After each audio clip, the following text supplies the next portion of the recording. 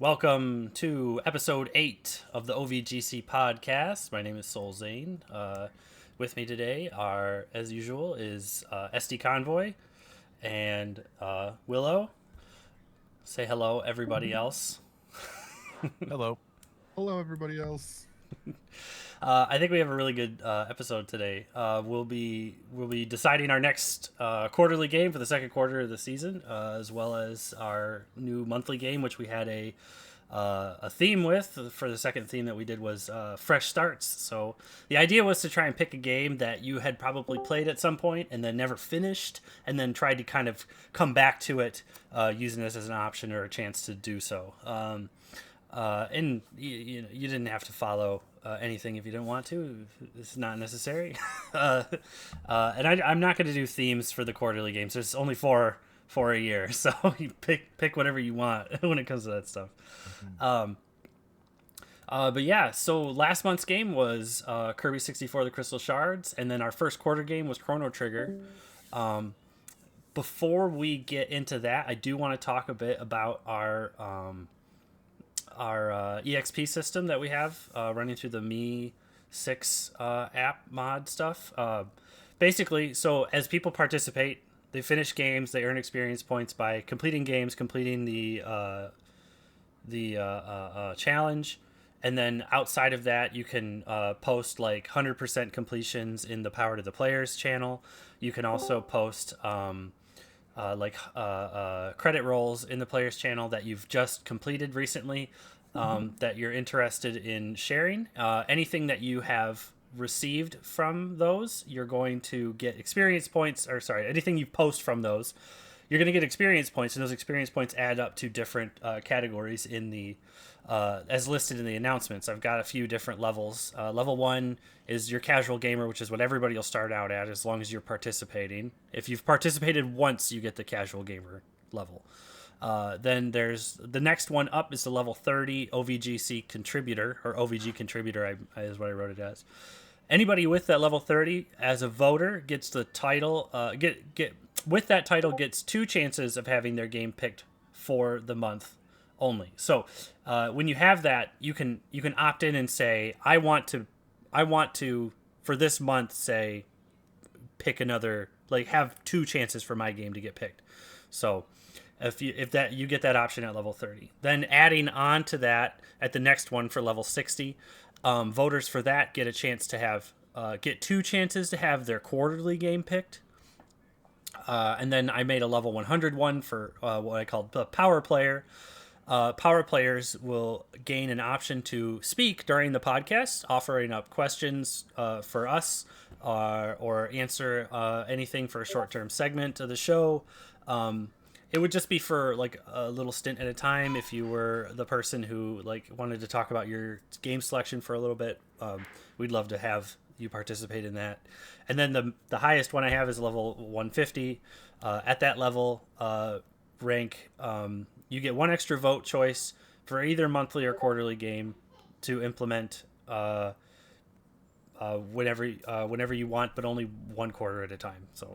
So it's like an extra 2. So like you get 3 for 1 if that was the idea. So I hope that kind of clarifies things. It was a kind of a quick crash and burn, a little bit about what I'm offering people for ranking up in participation for everything. So yeah, like once again, to do that, you just submit finished games. You submit screenshots of your 100% completions. You submit screenshots of credit rolls or something that you finished, and then also just being on the chat with us or in a game chat also levels you up too, and completing challenges. So which completing challenges and completing games of the month or quarterly games gives you the most experience all at once. So if you've seen Lance recently, he just got like 6,000 something experience points for finishing Kirby and the challenge. So yeah, I think he's the highest level on the entire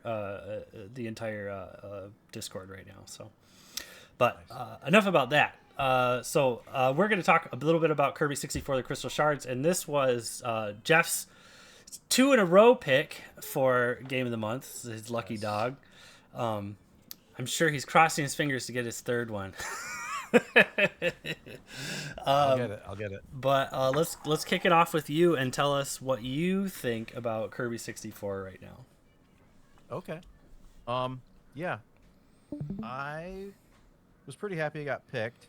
I guess before playing this, the most recent Kirby games I had played was probably, 2D wise, it would have been like probably Robobot and Triple Deluxe. As far as the 2D games go, the what's the Forgotten World is the new one. That's a 3D game, completely different kind of thing. I think they did like Return to Nightmare in Dreamland. I think that's Yeah. like the latest Kirby game. Wow. I had actually skipped the Wii one, so my bad.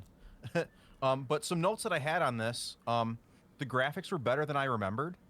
I'd only played this like a little bit when it had came out as a kid, and I'd never actually like played through the whole thing. So the graphics are better than I remembered. I like the character models and kind of how colorful everything is, as always. But the performance was a bit sluggish for me. Oh yeah. It's 30 frames a second instead of the 60 frames that like Superstar would have. For me, when it comes to Kirby, Superstar is like the gold standard for me. Yeah. If it can approach Superstar, it's a good game. So dropping down from that 60 to 30 frames per second, it just made the whole game feel a lot more sluggish. The controls don't feel as tight. It feels like there's like input lag in comparison. So that was a little bit of a downgrade. I did like the ability switching though. Kind of the kind of the same thing with the Gunstar Heroes where you can mix and match the weapons. Oh yeah. I love those. I love those kind of systems. So some of the standouts I had, bomb, where basically it's just heat-seeking missiles. That was a pretty cool one. It just opens up and fires missiles. The longer you hold it, the more missiles it comes out. Yeah. Yeah. There was the rock electric one where you just like have a huge rock, like that kind of goes out and blasts everything, and you can move it around with the electricity. That one was a really cool ability. Some of the smaller details that I noticed, when you inhale the enemies and then spit them back out, it's not just a star like all the other Kirby games. It's actually the 3D model. So there were some things that you could see they were experimenting with as far as Kirby was evolving at this point. So I like that kind of a thing. What was the other kind of small detail that I was remembering? Oh, we had pointed out that the warp stars weren't really a thing in this game. Usually in Kirby games, you make your way through a little bit of a level, hop on a warp star, float around, and then you go to the next part of the stage. The warp star doesn't really appear in this game until I think it's just the very, very end, right? Oh my gosh, I don't even remember. I'm pretty sure it is. I did have notes. The difficulty level is definitely on the easier side of this one. I had no problem making my way through this. Some of the levels near the end were kind of annoying. Getting all of the shards in, was it? I think it was maybe, I don't remember, but there was like one where there's like a lot of instant deaths, and like that was the worst part. One of the most annoying things that I had noticed was there wasn't really good recovery on a lot of the attacks, and there was a lot of pits everywhere. So a lot of times I'd be throwing out an attack, and I would go right down the hole, and then I couldn't recover and start floating. Oh, I think I'm lagging. You know, Kirk can float, but when you can't start floating again, I took so many deaths to pits in this game, which is not usually a thing in Kirby. This is probably like so it's different than the Kirby games. This is probably like the only Kirby game. Like I think your flight is actually limited. Correct. You can get to a certain point, and then Kirby kind of peters out and then falls back down. So, so it's very different than the other Kirby games. I did have a very positive note, though, is the music. I loved the music in this game. It definitely kind of feels like a continuation of like Dreamland 3 Superstar as far as the composition and the sounds that they were using. but super catchy overall. Um, loved all the soundtracks. Um, I did like how, as a 2.5D game, you had a lot of times where the camera would shift. So you had your left to right platforming. You're only going, 2D in control, but the perspective would shift and you'd be coming at the camera, or the camera would rotate and show more of the level. Um, I think they really used that to a good of effect. I don't know if this was like, the first game to do that or anything. But it really stood out as a positive to me. Um, Did you notice that like any of the power-ups, it seemed like it was only like 50-50, that some of them worked with that rotation? Because I think it's on like the second or third level when you get like something that can like shoot forward. It kind of just yeah. stays in one direction from Kirby. It doesn't actually wrap the way Kirby does around those stages. Oh yeah, definitely. Okay. I know that I did notice for like the Wispy Woods stage at least, if you like spat out a apple at least, it would go around the entire thing in a circle. Right. Um, I I think think. they only did it for one like that then. Well, yeah, it must have been just for the boss fights because they definitely felt different. hmm.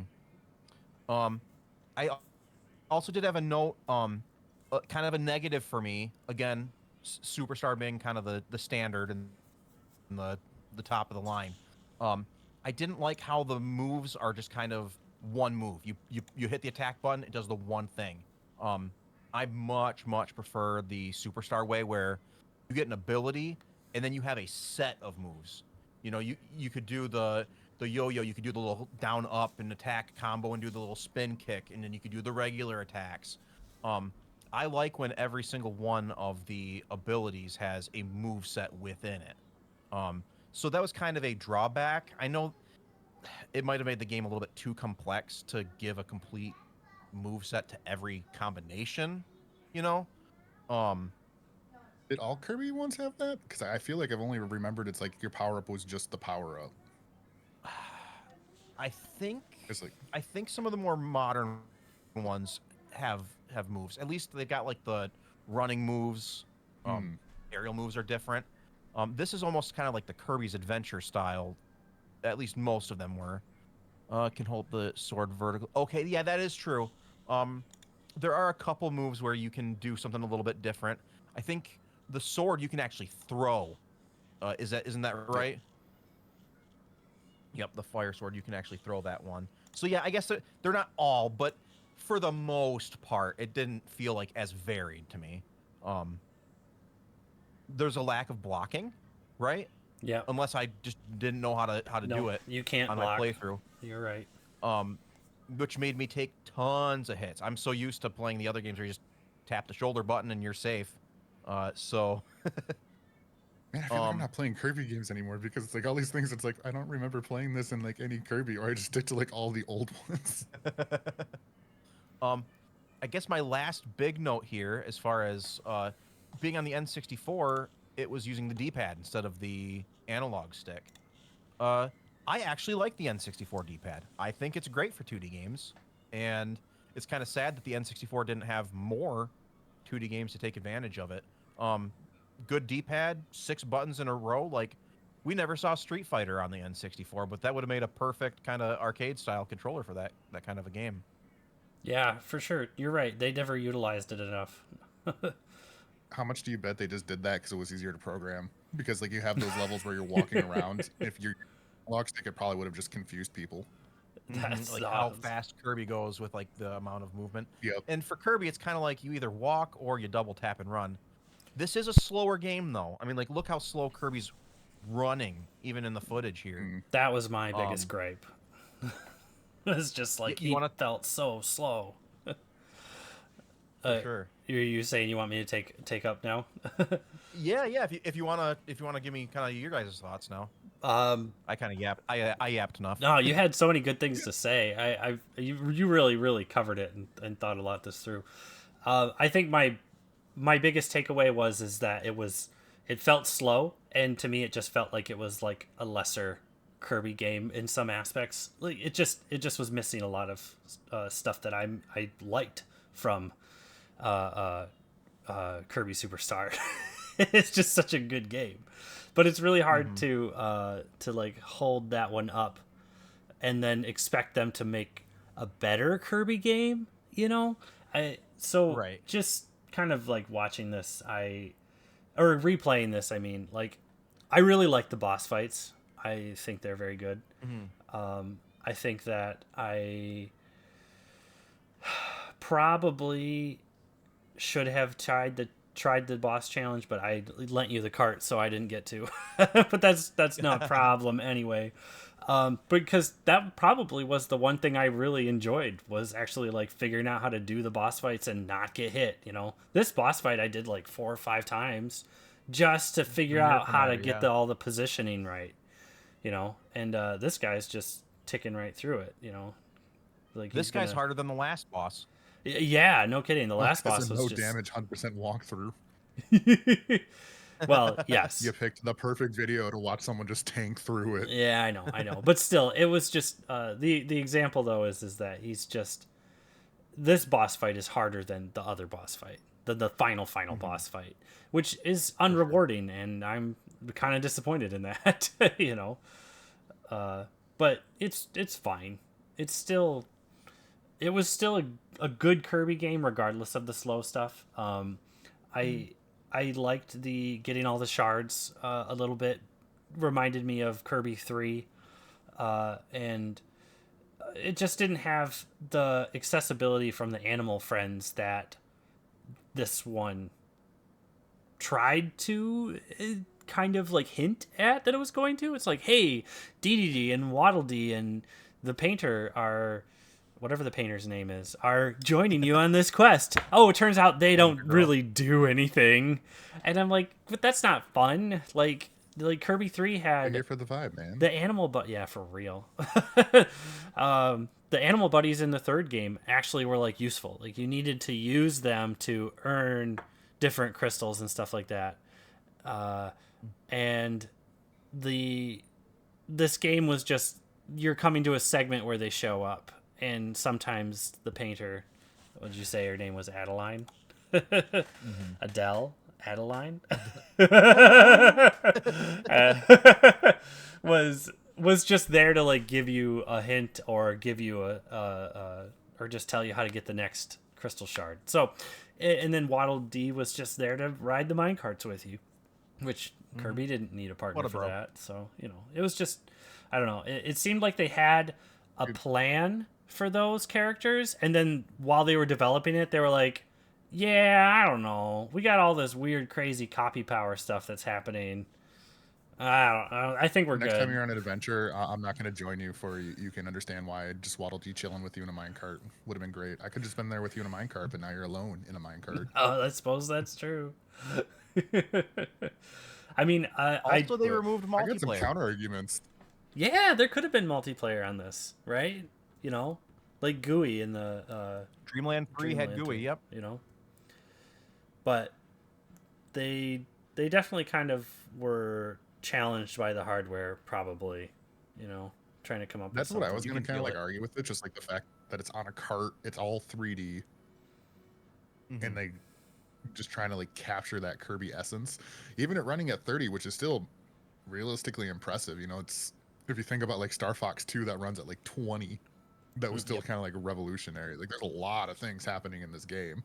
Yeah, there's not a lot like of this boss fight, N64 games running at 60 anyways. Yeah, right. But I still think like they need to bring back this copy ability. I think that would be sweet. Yeah, I agree. It's kind of a shame that they only did it for one game, and then they're like, all right, no more. And I'm pretty sure this was the selling point of this game. It's the only reason I remember it is because of it.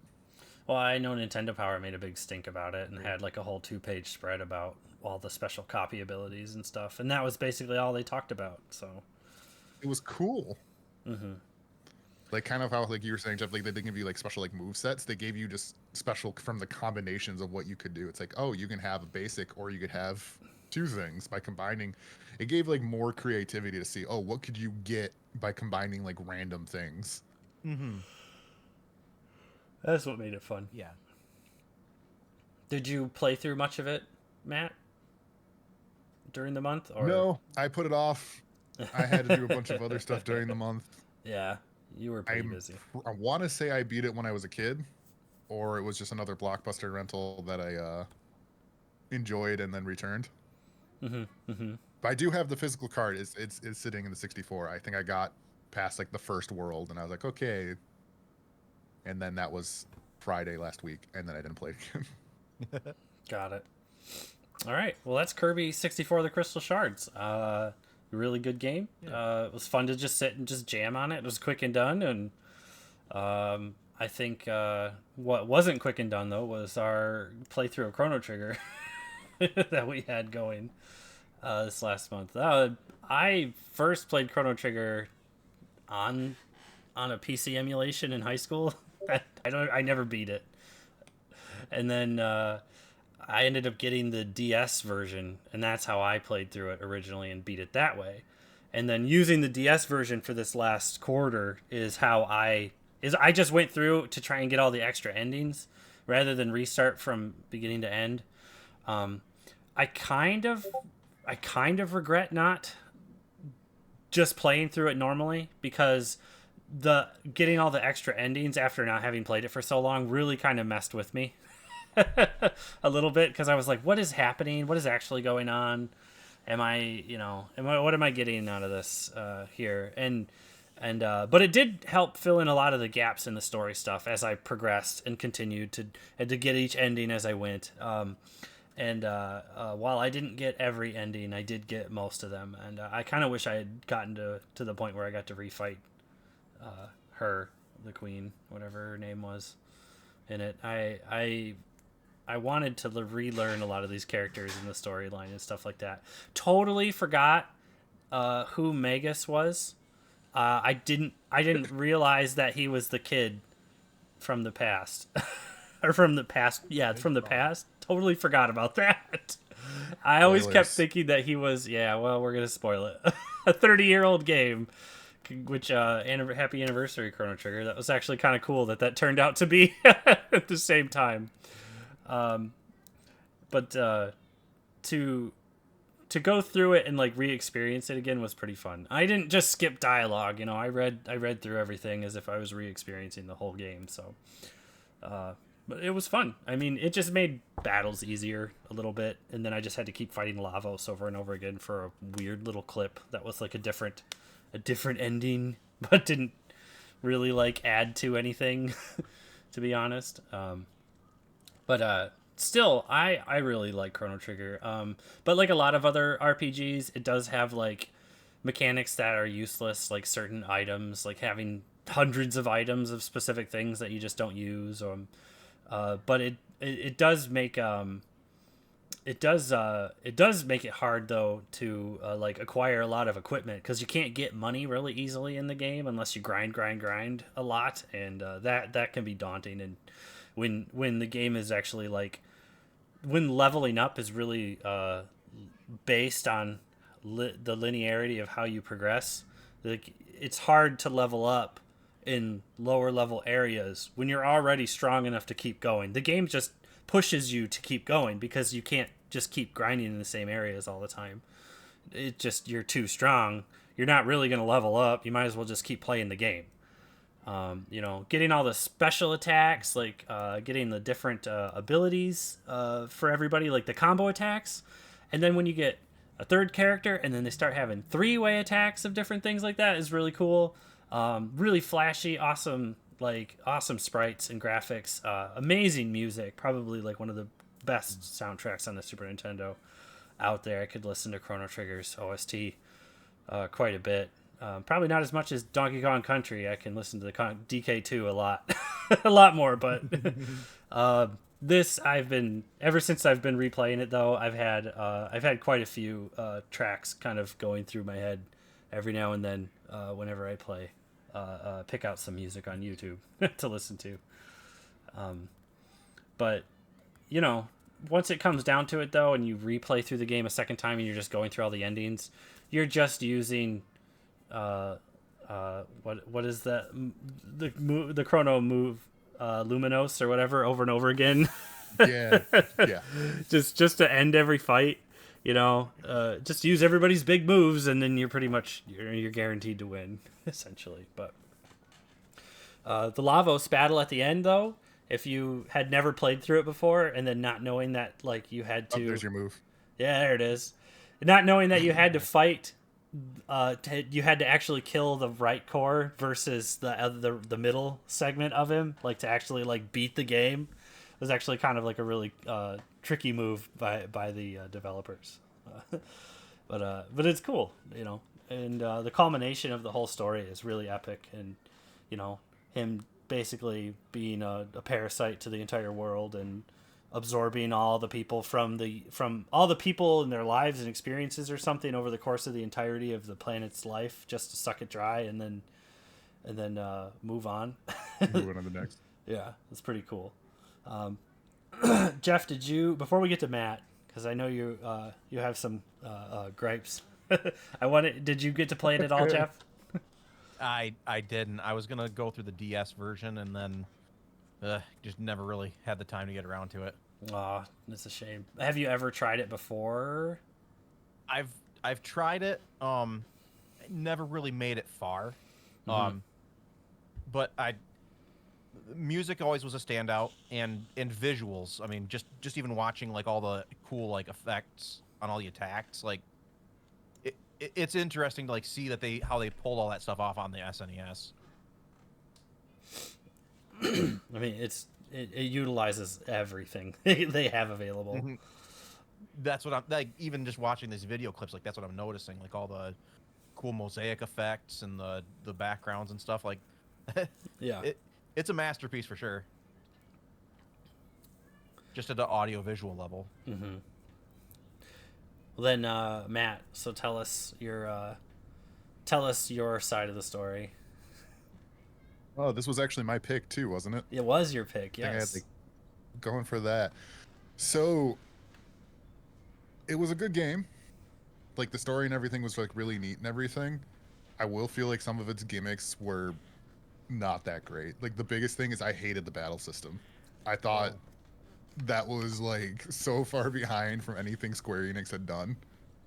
Just like the biggest issue I had with it was it's an RPG that you can't actually really think about your attacks, because if you go ahead and if you don't open up like your tech menu or like your item menu, bosses will continuously just hit you. And that's like it's really interesting because it was like almost like I started like a real-time battle system, but still being limited by menus in a real-time battle system, Mm-hmm. which I didn't really enjoy that very much. The game But, keeps like, playing besides that, while like, you're thinking. yeah, it's like it kind of ruins the point of it being an RPG. It's like it's supposed to be like a tactical kind of thing, but you can't be tactical once you have to like immediately do something or else you're gonna get attacked and die. Mm-hmm. But besides that, no, like I thought it was like it was nice to finally play it because I do have it like boxed and everything, and I bought it just because it's Chrono Trigger. It's Hell like you yeah. have to like Chrono Trigger. You're supposed It's to. Chrono Trigger. Yeah, you're not allowed to not like Chrono Trigger. You can be It was like disappointed. the rule. You can be disappointed, but you're not allowed to hate it. And the best part is I played it on the Steam Deck because Alright. I wanted to get those cutscenes, like the actually drawn cutscenes, Yeah. which were pretty neat. But like overall, I probably would have like out of a 10 score given it like a 6. Mostly the only thing that saved it was like the art, the story, and it's pretty much that. Yeah. It. It does not I look. wouldn't play it again. Gotcha. This will probably be the last time I play it for a long time, unless I decide to pick it up with my kids or something one day, but who knows? Try it again in another 30 years. Right, yeah. My camera is making me lose my internet connectivity. It's got too much going on, so I have to go cameraless for now. Well, for as epic a game as Chrono Trigger is, I feel like I don't really have too much to say about it. It's good. I mean, it's really hard to put it down any other way. So, But if you haven't played it before or you're not really into RPGs, you might kind of be like, maybe. Oh, yeah, I hear Chrono Trigger's great, but, it's not something I plan to get to anytime. But if you It's haven't not the played worst it, thing, but you have to like really like RPGs. yeah. I was gonna say, where would you put this on your list of like beginner kind of like friendly, or would you say, Oh, that's a good question. I wouldn't. I put it on the other end. Yeah, I would say it's definitely not a beginner-friendly RPG. But it is easy in terms of like understanding what you're supposed to do in the game, like where you go and okay, how to do stuff. I don't. I do think that the combat in the battle system does kind of make it feel a little more advanced than it should be. But you can in the If DS someone- version make it so that that's not active, like that it's not an active combat the whole time. oh, So you can make it a turn-based game if you want to. Like if someone just like ran and was like, "Oh, I love Square Enix. I'm gonna pick it up because I love Final Fantasy." I think they would be disappointed. It's definitely not like Final Fantasy. It's man, I guess like in terms of style, it's really closer to Pretty much the same. yeah. It's pretty much it's so Or different. Secrets of Mana. It's so hard That's to. just another Square Enix. No, too, right? yeah. That's a good one too. It kind of like feels Secrets like of that. Mana. But Yeah, but that actually was more movement. yeah. Well, it had a special combat system too. But yeah, so Chrono Trigger, excellent game. Good start off to the year, honestly. I'm excited to see what else we get. We have a lot of RPGs coming up for our next quarterly. So, on to our choices. We're gonna start with our first. You got to skim through a lot of tabs. Oh my gosh. So our first yes. game option here is an NES title, Vice Project Doom. I have never played this. I have seen the name. I was listening to it, and the music sounds pretty cool. Side-scrolling action game. It's a jumping Chinese vampire right there in the beginning. Look at that. I want to say this is on Switch Online. Oh, is it? That's probably why I've seen it recently. It's on the NSO. I was gonna say I've put a few minutes into it. Super tight controls. Okay. And like fun. It's a standout on the NES, I think. Okay, very cool. Is it multiplayer? I don't believe so. It This might be something I stream with like my brother or something. Stream it. I'll watch you play it if you're gonna stream it. Looks cool. I'm down. It's nice to play through some older stuff. We've been getting a lot of more modern, like mid-era stuff. Modern. I almost said the wrong word.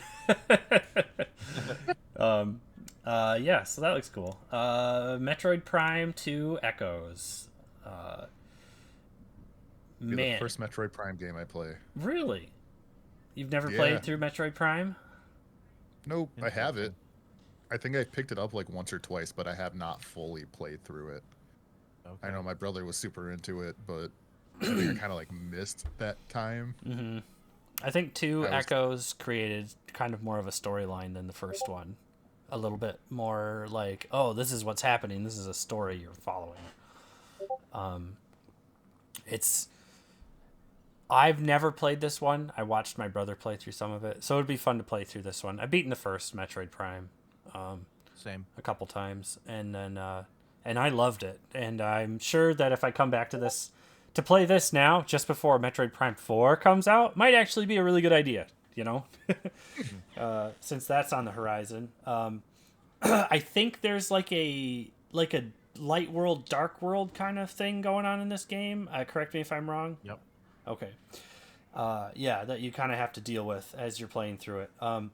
So they did kind of take Metroid Prime and basically just did the best they could to just focus on and make it better. That's really what they did.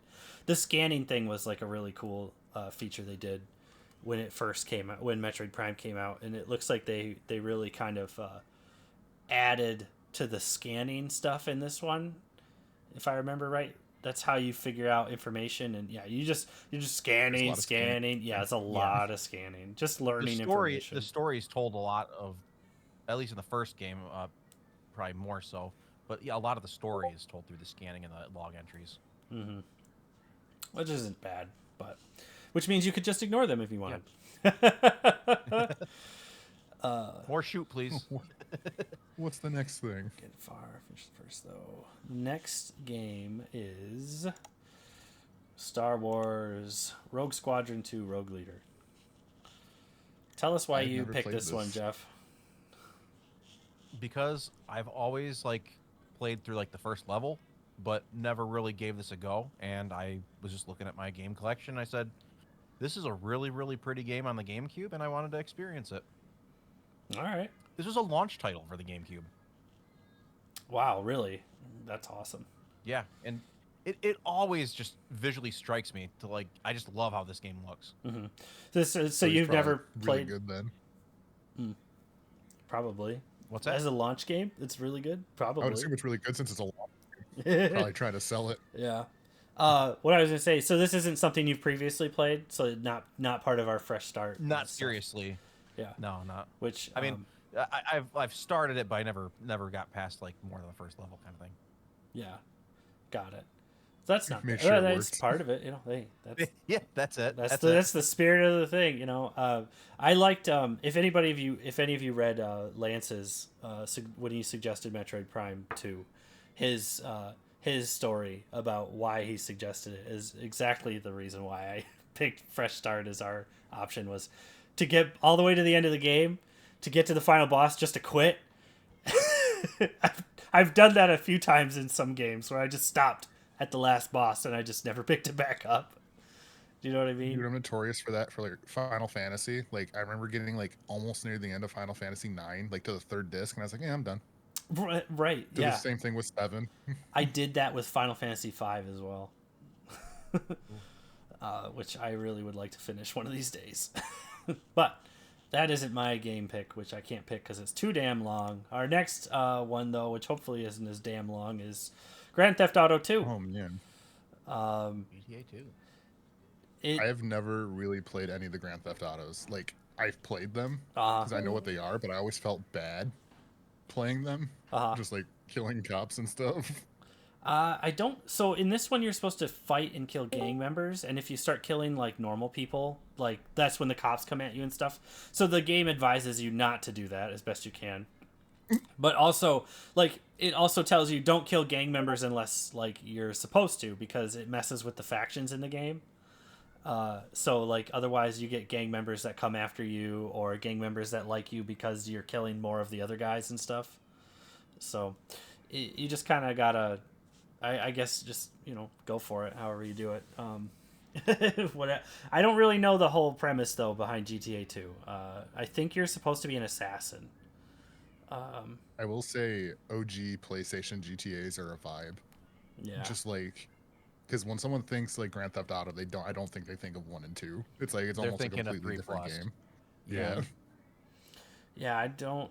This one's on the PS1, but I don't know where else you would pick up GTA 2. This when I see the footage of this, I'm obviously this is what Hotline Miami was inspired by. For real, yeah. Chinatown Wars, yeah. This would be the first time I'd ever dove into this one. I'd be curious to try my best to get through it though. Yeah. Did you ever play Grand Theft Auto of any form, Jeff? I've played quite a bit of 5, and then I've played my fair share of 3, Vice City. Perfect. Okay. But never 1 or 2. Yeah, I don't even know where you'd play GTA 1 at. I have no idea. Get the game. PlayStation. Probably. PlayStation. I can't imagine the original 2 are stupid expensive. Yeah. Well, speaking of stupid expensive, Cubivore is next. This game that segue though is very very expensive. It was hard to get, had a very limited release, but have you guys ever heard of Tokyo Jungle for the PS3 at all? where you play as animals that kill each other, and as you eat other animals, you like get bigger and stronger, and you can start out like as little as like a chihuahua and just become a chihuahua that kills a fucking tiger at the end. From me. So Cubivore, you play as like a little pig in the beginning. I believe it's just 3 different character types that you go through, but like you play through the game and you eat other animals to get stronger. I believe you just get stat bumps and stuff until you can like kill like the alpha of the level or something like that. I'm almighty might something piggy po. Yeah, it's the whole game is like a big old joke on everything being a polygons. So it's weird sport. I guess I don't really understand what it's sports really is kinda about. weird, too. But this is a game that was been on my radar for a really long time, and I do want to play through this, and it looks like fun. One of these days, if not this next month, one of these days, I'll definitely play through Cubivore. They went through a lot of. It looks like they went through a lot of work to make this weird.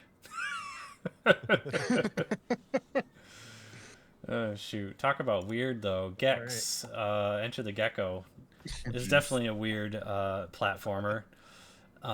Really has the PlayStation era style of platforming where everything is like super gigantic, and you probably have to jump relatively precisely because you fall fast. Look how fast Gex drops to the ground.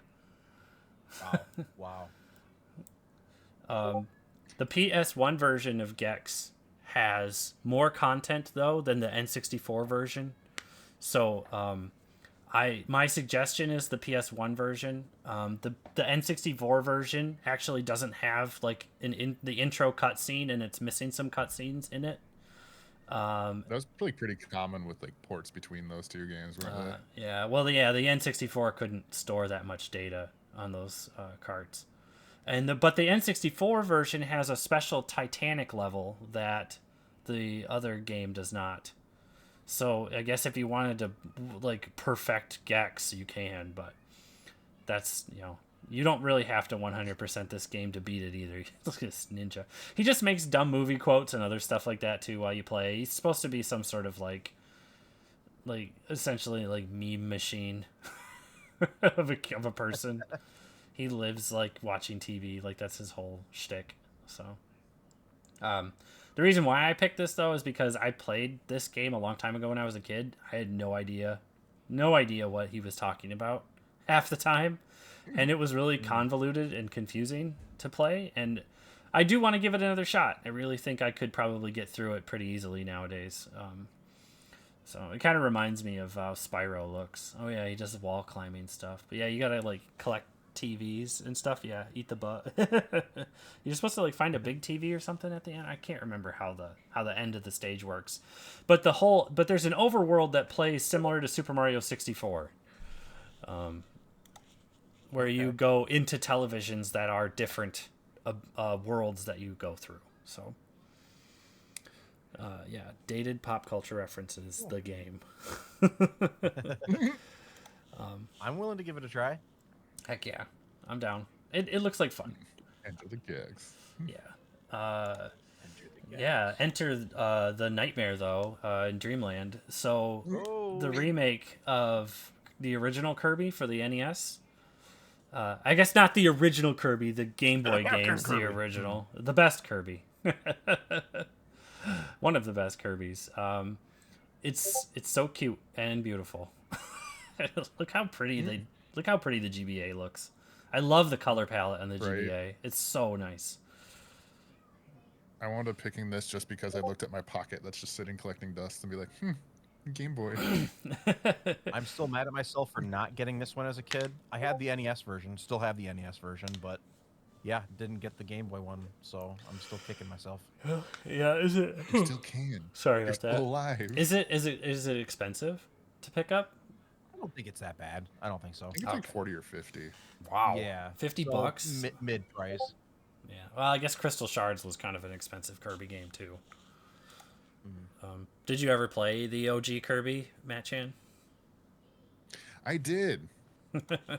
It's actually only $22. Oh, okay, that's So not it bad. looks like someone's selling some boxed copies for like 40.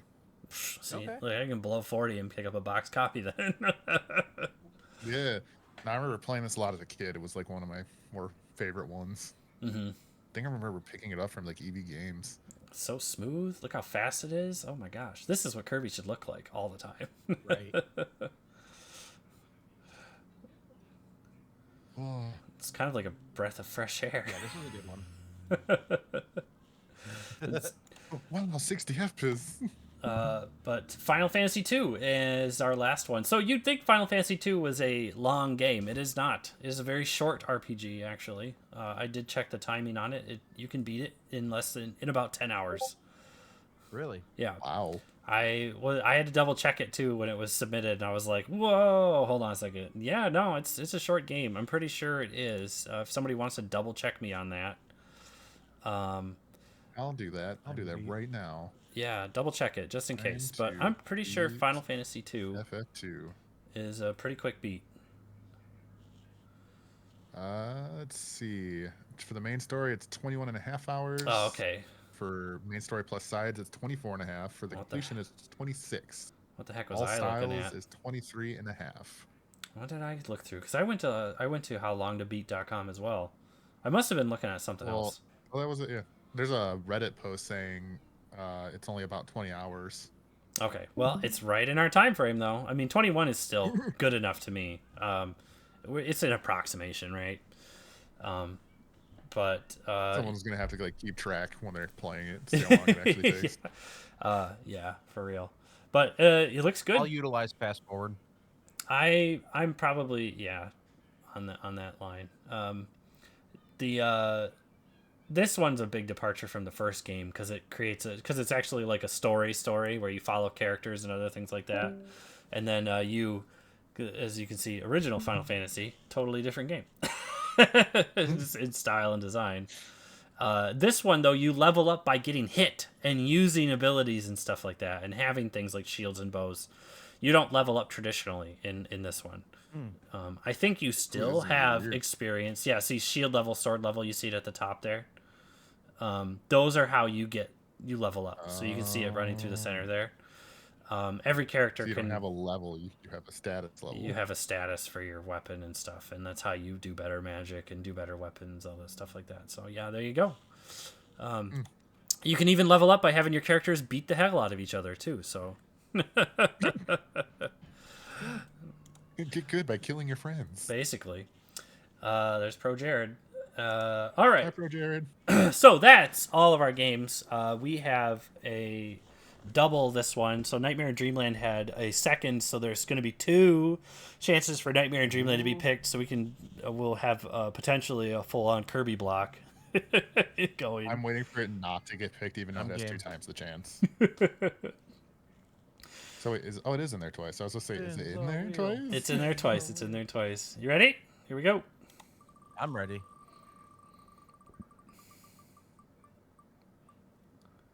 Whoa. There it is. Yeah. This is not very Poyo. Cubivore. Oh, Cubivore. shit. Nice. Hell yeah. All right. I'm excited. All right. This is going to be. Out my wallet. Yeah, I was going to say, you're probably going to have to buy this one if you want to play it. I mean, really properly play it, but there's also. Or we you could. have a soft modded. You have a modded GameCube, and you just S2SD. put it in there. Yeah. Survival of the fittest, baby. I'm just saying. Congratulations, That Pico Seasons. mod's pretty cheap. Hey, do what we have to. We have to play these games. We have to. There's nothing else we can do but play them. We have to play them. We're compelled. Shoot. Nice. Well, excellent. I'm excited. Cubivore, what an awesome choice. Nice. Excellent game for Game of the Month. Speaking of excellent choices, Persona 4 was our first suggestion. I gotta check out my Vita again. Yeah, Golden. I would say play Golden if you want to play Persona 4. Even though Golden is not on the PS2 and it's outside of our game stuff, I would say just play Golden. Zane, the rules are the rules. The rules are the rules. If you have P4 on PS2 like I do, which is what I'm gonna do. If I pick this, I will play the OG. Because I've already played through Golden enough, and Golden is longer. I'd like to just play through P4 and just beat it. Also, the music in Persona 4. Holy cow! Ugh, I love the music in Persona 4. It's so good, so good. The music that just walking around dungeons is insane. So love the Vita version is the one to get? The Vita version is probably the best version, yes, of Persona 4 Golden. But you can also get Persona 4 Golden on the Switch now. And that is just as good. So, or Steam. It's on Steam. Play it on the Steam Deck. Yeah, I was going to say, you can play it on Steam Deck. There you go. Switch, Steam Deck, it's all over the place. It's a hella good game. And if you get hooked on Persona, if you've never played Persona 4, you're going to love the rest of them. Persona 3, Persona 5, and that's all the other Personas that are out there. Good to know. But what else is out there is Final Fantasy 9. Oh boy. Final Fantasy My 9. third disc quitter. This was my first Final Fantasy. I loved Final Fantasy 9. I think... What was my first one? Pretty sure it was still 7. Yeah. But then I tried playing 8, and that was like that weird time where like PlayStation was just like trying just to have like better graphics, but everything looked like flat. So I couldn't find a door. Sure. And I couldn't like go past like the first level of it. And I was like, okay, you know what? I'm done. And then actually returned it to EB Games and bought Final Fantasy 9. Dang. There you go. I think the worst part is that Final Fantasy 9 just looks like you're walking on top of painted backgrounds, and then that's all it is.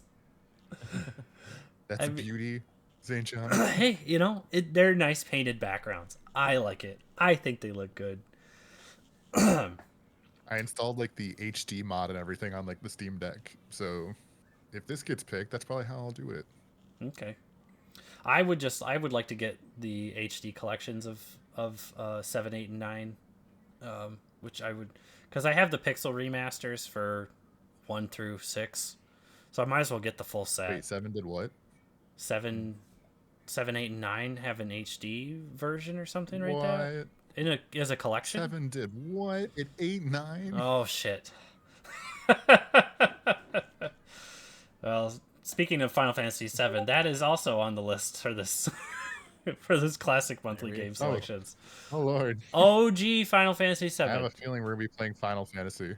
Final Fantasy 7. We have a lot of Final Fantasy options because we also have Tactics on here too. But if we get this one, you guys gotta play the original. No playing the remake. It doesn't count. You gotta play the OG. Oh, come on. It's a totally different game. It really is. So, and it's basically even, like, fully released, right? Yeah, we're still missing. We're We're still part missing the 2 of third of 4. it. Yeah, part 2 of 4, maybe 4.5. I thought it was like 4. Yeah, so They still have to they were remake. like, oh yeah, and it's gonna be. They still have to remake Dirge of Cerberus.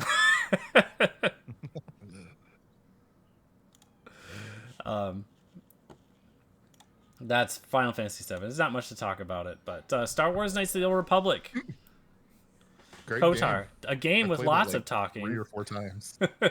I've never played the first one. I played the second one a little bit. I never got super far into I actually it. played it originally on Xbox too. Oh, well, nice.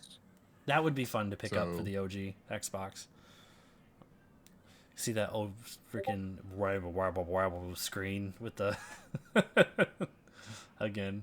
Oh, I can't even say what I did at the end of the game because if you haven't played it and beaten it, there's some spoilers at the end that if I tell you what I did would ruin said spoilers. Did you get the options? Are you able to still go like dark or light on this game? Like pathway? Like You are, pathing? yeah. Okay, gotcha. What I didn't understand when I first played this game was like how it played, that it was very much like a turn-based combat kind of thing that was all actiony at the same time. Kind of like Chrono Trigger, essentially. But you liked this one. I don't know. I think I said better. Yeah, I did. Is it pretty hard? Like, is there a big like a jump to get into it? Like a lot of reading and stuff you have to do to Not figure it out? not so that I remember. Like it was literally kind of just like you mash the button and think things will happen. It's kind of reminded me of what is it? I think like Final Fantasy 11, the one that was like semi online. I think it was like that. Like you would just kind of like click what you wanted to attack, and you would attack, and even if you weren't by it, you would still get hit. Okay. Kind of like that. Yeah. Was it all? So like yeah, even like that. Yeah. It kind I of. just button mashed, and it made me feel like I was doing something. Yeah. I love Mass Effect, and these games kind of spawned like the idea of how Mass Effect 1 played out. So I'm kind of really excited to try this and just kind of be like, yeah, the early workings of Mass Effect were these two games, KOTOR 1 and 2. So, you know, hey, if I fall in love with it, I'll definitely play the second one. But speaking of second ones, I like the Phantasy second Star one 2. more. Oh man! Oh, Joe is playing this. This is Genesis, isn't it? Yes, it is Genesis Mega Drive. I believe the Phantasy Star games are originally come from a first-person dungeon crawler maze games, like where you have to like literally write out the maps. This one I think takes that away. Oh lord! Yay! Less of the oh lord. Yeah, this would be a game I'd prefer to play with speed maybe, but I'm curious if this is my first Phantasy Star. You can't really go wrong on the OG Phantasy Stars. I think there's 4 on the old Genesis. 1, 2, 3, and 4 Yeah, on they the old pumped those out Genesis. pretty I know there's a fast. few. Yeah, they did pretty quick. It was their RPG series. You know, it was their answer to Final Fantasy. So, yeah, I have never played them. I know Seasons has played the first one, and I think he's typing right now. You can definitely go wrong, and PS2 is definitely the wrong place to start. What is he talking about? Thought he was talking about Phantasy Star. I think it is Phantasy Star PS2. That's okay. Let's talk about something better then. Final Fantasy Tactics Advance, probably the progenitor to everybody's like, oh my god, I love top-down turn-based tactical games. And then they play older turn-based tactical games and they're like, not that, not that. You just want to play Final Fantasy Tactics Advance. Truly. I only played some of this, and actually I got, I think, for Christmas like a year or two ago from my brother. Like whenever I got really big into the pocket, and I was like, eh. It's so good. It's so good. The music is amazing. The combat stuff is really fun. You level up by having it. Well, you level up skills and gain skills by equipping certain pieces of equipment and you gain AP through them by killing monsters with those characters. So you do have to like use them, and like as you develop like a team, you also kind of like get to the point where you start sending units out on missions and stuff. So you kind of have to like level up more than just the team that you get used to. So you like might be leveling up or grinding with like 12 or 13 characters that you have to rotate out 6 at a time, not counting your main character, Ramza. I guess I'll play your Fire Emblem knockoff, Zane John. Oh my lord, why would you say that? It's not the same at all. I wanted to start with a fight with everybody in Discord. Oh, Ramses from the first one. Sorry. Marche is in the second one. Thank you, Seasons. Tactics I do Advance remember is like great. the story being kind of like interesting about this though. Mm-hmm. It's good. I don't think the end is great, but it's still a pretty interesting story otherwise. So you join a guild. Guilds go on missions. You complete missions to unlock better equipment and other stuff too. Sometimes I think more. It's how you get your money and whatnot. But it's how you also like acquire rare equipment items. You can also get monsters on your team and stuff like that too. You can even get like a red chocobo that like summons meteors down onto the map, which is pretty awesome. So yeah. It's pretty neat. Just having a chocobo is awesome. Like that's at least a selling point for every Final Fantasy is just having a chocobo. Anytime after Final Fantasy V came out. I know, that's why I haven't played any other ones. Yeah, but you know what else is awesome? Dragon Quest 3. Woo! So, if you haven't played Dragon Quest 1 and 2, Dragon Quest 3 is actually a prequel to Dragon Quest 1 and 2.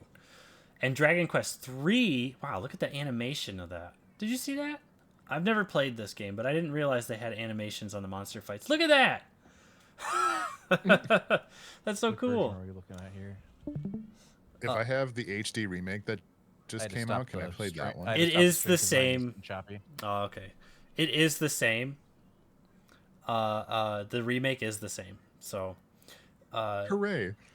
you can just play the HD Okay, so we're remake looking if you at the wanted to. SNES version. I could play with my fun little Yeah, this is funky AR the glasses. Super Nintendo version. Is it Dragon Quest 3 on the NES as well? And I think it's Game Boy.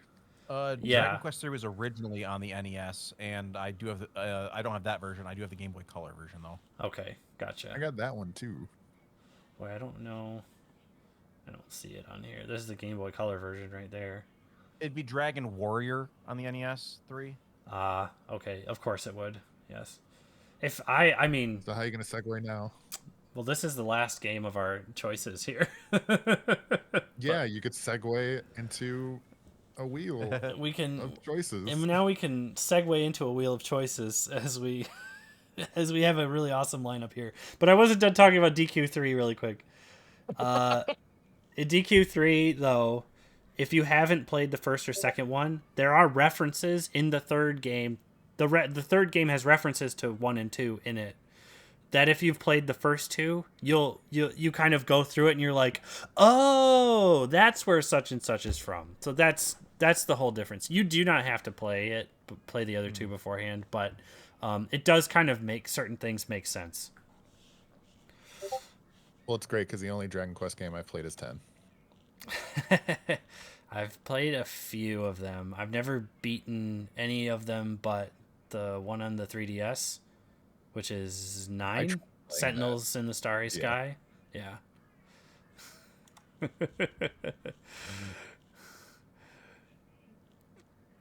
Hooray! Okay. I was just reading some of the notes from everybody. All right, we ready? Let's do this.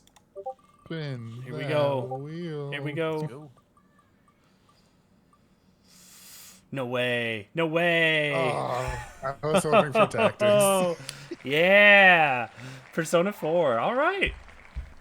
I'm down. Guys, get ready to be spammed by every single song in this entire game. I'll be posting YouTube links constantly. I'll be like, did you guys hear this one? Minding of like songs, what happened to that our music thing? I haven't made one lately. Yeah. Wow, last one was in February. Yeah, it's only a month difference. It's only been a month. It's fine. It's April in like a couple days. It's fine. We're fine. We're fine. Shut up. Everything's fine. Awesome. I'm so excited. Yeah, well, Now I gotta sneeze. so I like how Persona 4 was picked and everyone's doing Persona 4 dancing all night. I'm going to watch the anime now. The anime is really good. Oh yeah. This is the best. Yeah. Dancing All Night is great too. It's actually a direct sequel to Persona 4. So